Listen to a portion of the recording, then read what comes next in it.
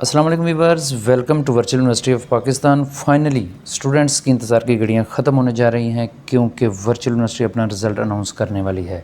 इस दुआ के साथ कि अल्लाह ताला तमाम स्टूडेंट्स को अच्छे ग्रेड के साथ पास करे और वो अपना फ्यूचर सिक्योर करने के साथ साथ अपने घर वालों का भी सहारा बन सकें।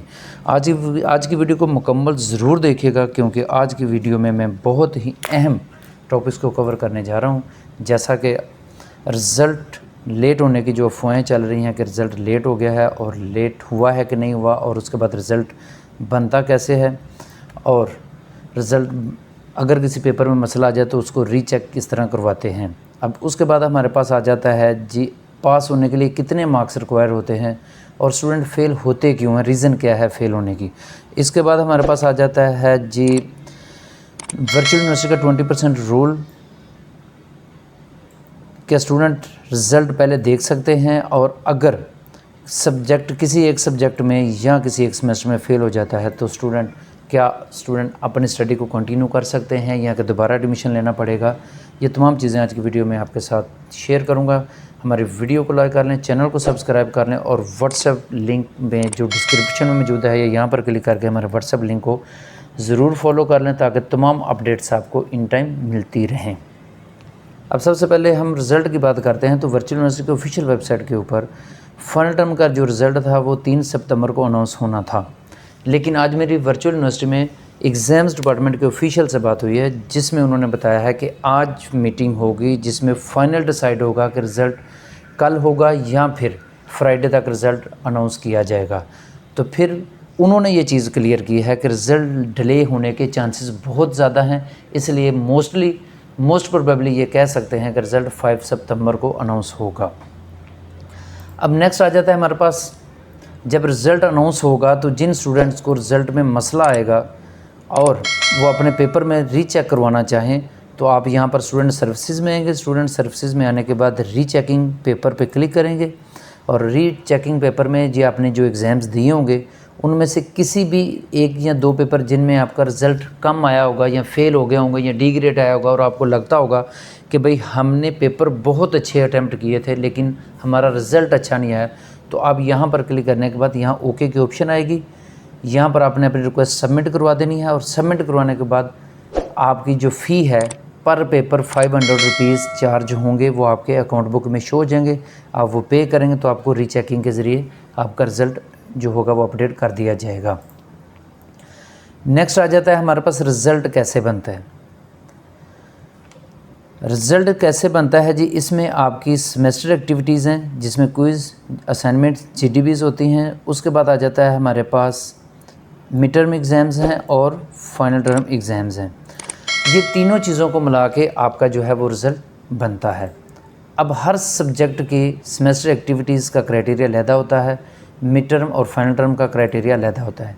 अब किसी भी सब्जेक्ट का अगर चेक करना चाहते हैं तो आप अपना LMS लॉगिन करें। LMS लॉगिन करने के बाद किसी भी सब्जेक्ट पे आप क्लिक कर लें और यहाँ पर नीचे असेसमेंट स्कीम में आ जाएं। जैसे ही असेसमेंट स्कीम में आएंगे तो आप यहाँ पर देखेंगे कि आपको फाइनल टर्म कितने मार्क्स का होना है, मिड टर्म कितने मार्क्स का होना है। यहाँ पर जिस तरह उन्होंने बताया कि 60 मार्क्स का आपका फाइनल टर्म है, 60%, 25% आपका उसमें होगा मिड टर्म, 9 मार्क्स की आपकी होंगी जी क्विज़, 3 मार्क्स की आपकी होंगी असाइनमेंट्स और 3 मार्क्स की आपकी होंगी डिस्कशन बोर्ड यानी कि जीडीबी। अब ये डिपेंड करता है कि हर टीचर अपनी मर्ज़ी से असाइनमेंट, क्विज़ और जीडीबीज़ को चेंज कर सकता है। कोई टीचर्स ऐसे हैं जो कि पूरे सेमेस्टर के अंदर सिर्फ एक असाइनमेंट से ले लेते हैं या 2 असाइनमेंट से ले लेते हैं, क्विज़ जीडीबी लेते ही नहीं, या कोई टीचर ऐसे हैं जो कि सिर्फ क्विज़ेज़ ही लेते हैं। तो इन सिंपल वर्ड कहने का मतलब है कि इन तीनों चीज़ों को मिला के ही आपका रिज़ल्ट बनता है। 15% आपके जो मार्क्स हैं वो सेमेस्टर एक्टिविटीज़ के होंगे, 15% मार्क्स आपके सेमेस्टर एक्टिविटी के होंगे और 25% मार्क्स आपके मिड टर्म के होंगे और 60% मार्क्स आपके फाइनल टर्म के होंगे। ये तीनों को मिला के आपका 100% रिज़ल्ट बनता है। जितने मार्क्स आप लेंगे उसके मुताबिक से आपका रिज़ल्ट बन जाएगा। अब पासिंग क्राइटेरिया क्या है और स्टूडेंट फेल क्यों होते हैं। अब सबसे पहले हमारे पास आ जाता है जी जिस सब्जेक्ट के अंदर आपके 49% मार्क्स आए हैं वहाँ पर F ग्रेड लिखा हुआ आ जाएगा। जिन सब्जेक्ट्स के अंदर 49% मार्क्स हैं वहाँ पर F ग्रेड लिखा हुआ आ जाएगा, यानी कि उन सब्जेक्ट्स में आप फेल होंगे। अब जिन सब्जेक्ट्स के अंदर आपका 50% लिखा होगा उनके आगे D ग्रेड लिखा होगा, लेकिन आप उसमें फेल नहीं होंगे, पास होंगे। पास होने का मतलब है कि अगर तो आपके एक आधे सब्जेक्ट में 50% आ रहे हैं देन तो वो ठीक है, लेकिन अगर आपके ओवरऑल पूरी डिग्री में 50% मार्क्स हैं, आप पास ज़रूर हैं लेकिन आपको डिग्री नहीं मिलेगी। अब नेक्स्ट आ जाता है हमारे पास कि 60% से ज़्यादा मार्क्स वाले बच्चे जो हैं वो पास हैं। अब एक सब्जेक्ट हो या एक से ज़्यादा सब्जेक्ट हों, जितने भी सब्जेक्ट आपने पढ़े हैं, डिग्री अगर आपकी ओवरऑल डिग्री अगर आपके 61% मार्क्स से आपने पास कर ली है, किसी में मार्क्स ज़्यादा हैं किसी में कम है, सबको मिला के एग्रीगेट अगर आपका जो जीपीए बनता है वो आपका सीजीपीए 3 यानी कि 2 से ज़्यादा है या 2 है मिनिमम, जो कि 61% पे 2 बनता है, इतना है तो आप उसके में पास हैं और आपको डिग्री मिल जाएगी। स्टूडेंट क्या करते हैं, 50% को ही कंसिडर कर लेते हैं, जी मैं तो पास हूँ और मुझे डिग्री मिल जाएगी। लेकिन एक बात ज़हन में रखें कि अगर किसी स्टूडेंट का 2 से सीजीपीए कम है तो वो पास ज़रूर है लेकिन उसको डिग्री नहीं मिलेगी। अब नेक्स्ट हमारे पास आ जाता है कि वर्चुअल यूनिवर्सिटी का 20% रूल क्या चीज़ है। बहुत ही अहम है, इसको तमाम स्टूडेंट बड़े गौर से देखिएगा और समझिएगा कि 20% आपकी क्विज़ असाइनमेंट जीडीबीज़ हैं और 20% ही आपका जो है वो मिड टर्म में मार्क्स लेना ज़रूरी है और 20% आपका फाइनल टर्म में मार्क्स लेना ज़रूरी है। इन तमाम एक्टिविटीज़ में 20% मार्क्स लेंगे तो आपके 60% मार्क्स बनेंगे।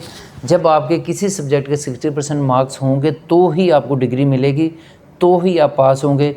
इनमें से किसी एक सब्जेक्ट में भी अगर आपके मार्क्स 20% से कम हुए तो आप फेल होंगे, चाहे बाकी तमाम एक्टिविटीज़ में 60% ही क्यों ना हो। लाइक एज़ कि आपने क्विज़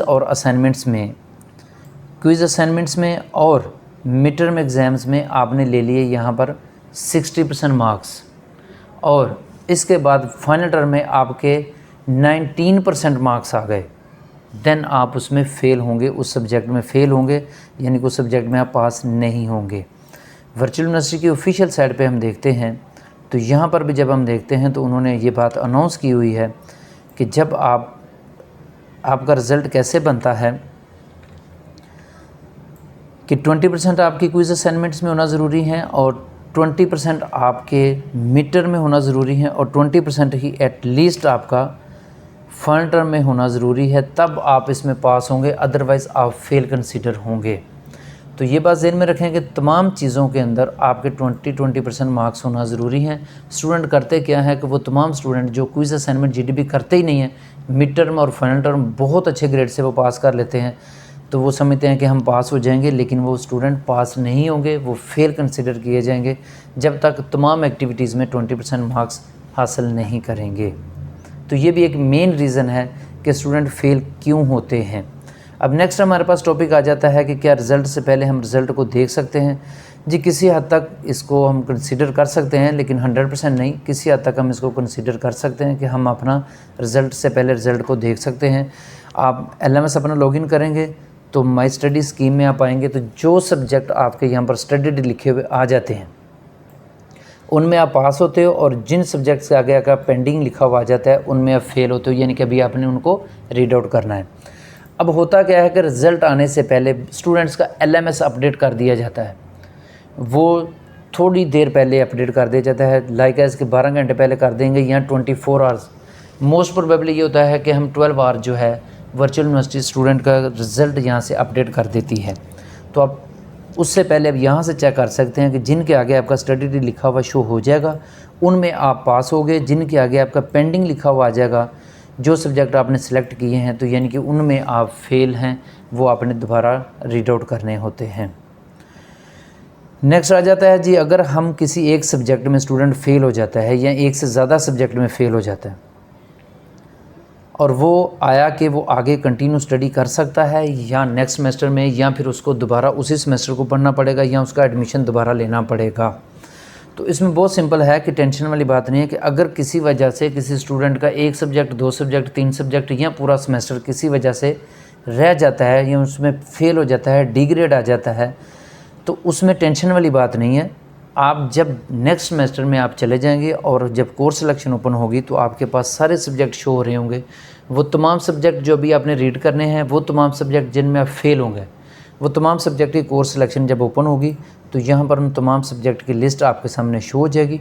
इन तमाम सब्जेक्ट जो आपके नीचे शो हो रहे होंगे उसमें फेलियर भी होंगे, उनमें डिग्रेड वाले भी होंगे और उनमें दूसरे सब्जेक्ट भी होंगे।